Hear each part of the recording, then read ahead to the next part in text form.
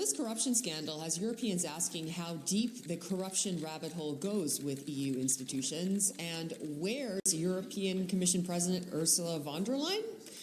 Well, she was in Paris Tuesday with French President Emmanuel Macron at his Conference for the Resilience and Reconstruction of Ukraine, talking about Ukraine's energy needs.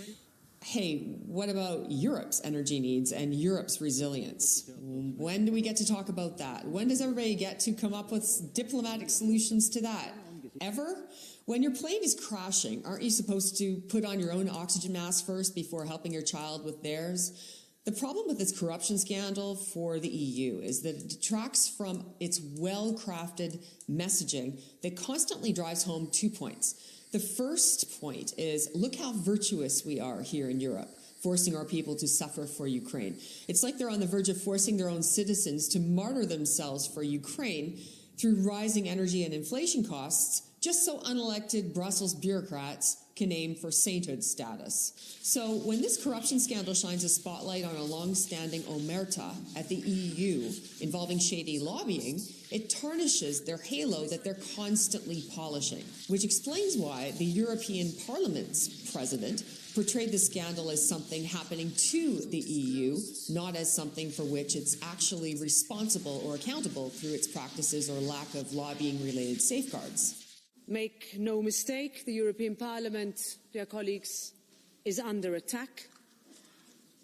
European democracy is under attack, and our way of open, free, democratic societies are under attack. The second problem with this scandal for the EU is that it distracts from their anti-Russia rhetorical bombardment campaign. Von der Leyen stonewalled journalists in Brussels yesterday and was tight-lipped when confronted by the Brussels press corps. A journalist shouted at von der Leyen as she was leaving, "You didn't answer a single one of the questions." Well, that's because Queen Ursula was not interested in answering your questions, silly. She wanted to sing the Blame Russia song. So corruption in Brussels seems to be a relative term and open to being used as a bargaining chip as well. The EU has blocked funds to Hungary under the pretext that the country's institutions are so flimsy that the cash could be used to fuel corruption. Talk about the pot calling the kettle black. But suddenly when Hungary agreed to lift its veto of more funding for Ukraine, then magically the funding for Hungary became unblocked. Any so-called corruption concerns just magically vanished. Hungarian Prime Minister Viktor Orbán had a good laugh on Twitter about all of this, about the EU corruption scandal.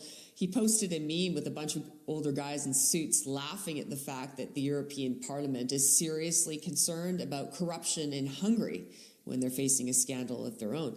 The pressure tactics, or tools as von der Leyen called them when she was threatening Italy before it elected Meloni, used on national leaders to fall into line in the EU is actually pretty grotesque and pretty flagrant.